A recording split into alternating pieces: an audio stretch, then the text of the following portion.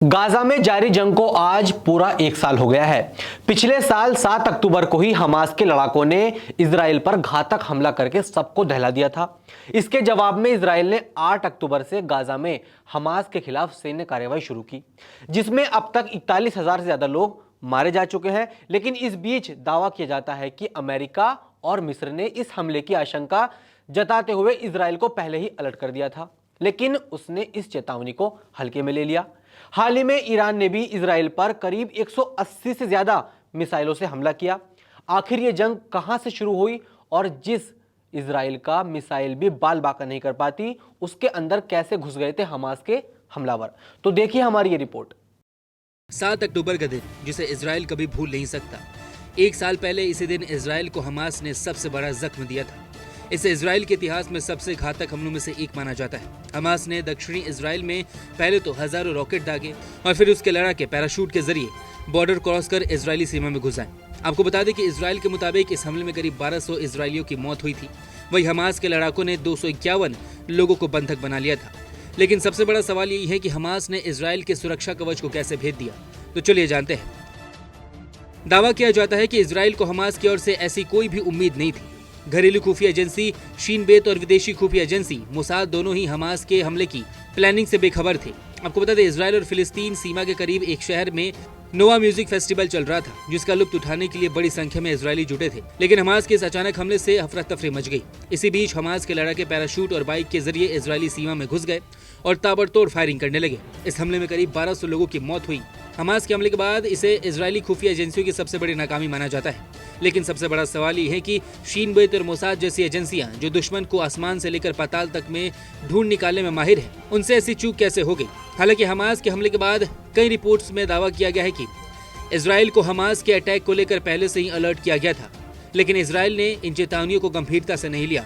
अब सवाल ये कि आखिर इजराइल को किसने अलर्ट किया था? आपको बता दें कि हमास के हमले के करीब एक हफ्ते बाद ही एक रिपोर्ट में दावा किया गया था कि अमेरिकी इंटेलिजेंस एजेंसी ने इजराइल को एक नहीं बल्कि दो बार इस खतरे के लिए आगाह किया था कि Hamas cross border rocket attack की तैयारी कर रहा है। यानी सीएनए ने इजराइल को हमास के हमले की आशंका को लेकर अलर्ट किया था। वहीं दूसरी रिपोर्ट में दावा किया जाता है कि मिस्र ने हमास की हिंसा और हमले से ठीक 3 दिन पहले इजराइल को चेतावनी दी थी, क्योंकि मिस्र की सीमा गाजा पट्टी और इजराइल दोनों से लगती है। लिहाजा हमास की ओर से किसी साजिश का पता उसे आसानी से लग सकता है। वहीं मिस्र की खुफिया अधिकारी ने न्यूज एजेंसी एपी से बातचीत करते हुए दावा किया था कि इजराइल को मिस्र ने बार बार चेतावनी दी थी कि गाजा में कोई बड़ी साजिश रची जा रही है। हमले की जानकारी देने के बाद भी इजराइल ने मिस्र की बात को अनसुना कर दिया, जिसके बाद इजराइल को काफी कुछ भुगतना भी पड़ा और हमास के अचानक हुए हमले से अफरा तफरी मच गई।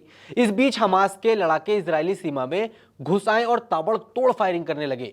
इस हमले में करीब 1200 लोगों की मौत का दावा भी किया गया। लेकिन सवाल है कि हमास के पास कौन से हथियार हैं जिसके बल पर एक साल से इजराइल से जंग लड़ रहा है? तो आइए जानते हैं कि इजराइल से हमास पिछले एक साल से कैसे युद्ध लड़ रहा है। आखिर वो कौन से हथियार हैं जो हमास इजराइल से मुकाबला कर रहा है?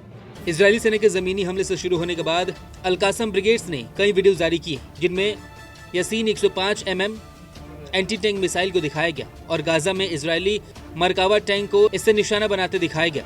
यानी 105 की खास बात है कि डुअल वॉरहेड डिजाइन, जिसमें 2 विस्फोटक होते हैं। पहला विस्फोटक टैंक के बख्तर को निशाना बनाता है। ऐसा मिसाइल आंशिक या पूरी तरीके से अंदर चली जाती है और फिर दूसरा विस्फोट टैंक को उड़ा देने के लिए काम करता है। वही दूसरी हथियार की बात करें तो बीते साल अक्टूबर के अंत में हमास ने एक नया वीडियो जारी किया था, जिसमें उसने एक नए हथियार अल आसेफ को दिखाया था।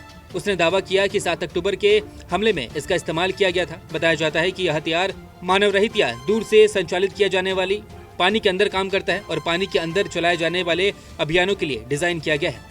इसी बीच 7 अक्टूबर के हमले और गाजा पट्टी में इजराइल सेना के खिलाफ जमीनी संघर्ष को लेकर हमास के वीडियो में F7 RPG लॉन्चर प्रमुखता से दिखाई गई थी। यह ग्रेनेड लॉन्चर उत्तर कोरिया से है और ग्रेनेड में शीर्ष पर लाल रंग की पट्टी से इसे पहचाना जा सकता है। कहा जाता है कि F7 RPG लॉन्चर में तेजी से रिलोड किया जा सकता है और ये भारी वाहनों के खिलाफ बहुत असरदार होता है। यानी हमास अपने वीडियो में एक और नया हथियार दशावाज दिखाता है, जिसका अरबी में मतलब होता है लपटे। यह स्थानीय रूप से बनाया जाने वाला उपकरण है, जिसे वाहनों को बहुत करीब से घात लगाकर निशाना बनाया जा सकता है। हमास के पास ऐसे कई घातक हथियार बताए जाते हैं, जिन हथियारों से हमास अब तक इजराइल का मुकाबला करता आ रहा है। अब इस बीच ये जान लेते हैं कि जंग कहां से शुरू हुई, जो अभी तक खत्म होने का नाम नहीं ले रही है और गंभीर रूप लेती जा रही है। दरअसल गाजा पर हमास का 2007 से शासन है। 2006 में हुए फिलिस्तीन संसदीय चुनाव में हमास को भारी जीत मिली थी, जिसके बाद गाजा में हमास शासन की वापसी के साथ भी इजरायल और गाजा के बीच तनाव बढ़ गया था। इजरायल ने इस क्षेत्र के आसपास अपना नियंत्रण और चौकसी बढ़ानी शुरू कर दी थी और वो गाजा के एयर स्पेस और समुद्री तट पर सामान और लोगों की आवाजाही पर नियंत्रण रखने लगा था। इसके अलावा बीते सालों में इजरायल पर वेस्ट बैंक में भी फिलिस्तीनियों पर अत्याचार के आरोप लगते रहे हैं। आपको बता दें, वेस्ट बैंक फिलिस्तीन का क्षेत्र है और अब इस पर इजरायल का कब्जा है। यही नहीं, यरूशलेम में अल अक्सा मस्जिद परिसर में इजरायल की पुलिस बार बार रेड कर नमाजियों के साथ बदसलूकी करती दिखी, जिसे लेकर फिलिस्तीन के लोगों में आक्रोश बढ़ता गया। इजरायल पर आरोप है कि वह अल अक्सा मस्जिद परिसर का स्टेटस क्यू बदलने की कोशिश कर रहा है। वही हमास, जो फिलिस्तीन का एक चरमपंथी गुट है, वह इजरायल को कब्जाधारी और अपना दुश्मन मानता है। उसका दावा है कि वो आजाद फिलिस्तीन के लिए संघर्ष कर रहा है। हमास के मुताबिक इजरायल पर किया गया हमला उन अत्याचारों का जवाब है जो फिलिस्तीन दशकों से सहते आ रहा है। आपकी इस रिपोर्ट पर क्या राय है, हमें कमेंट बॉक्स में जरूर बताइए। नमस्कार, मैं हूं मानक गुप्ता। अगर आपको हमारा ये वीडियो पसंद आया हो तो इसे लाइक और शेयर जरूर करें और हाँ, हमें सब्सक्राइब और फॉलो करना ना भूलें ताकि आप देश और दुनिया की कोई खबर मिस ना करें। तो जुड़े रहिए हमारे साथ और देखते रहिए न्यूज़ 24।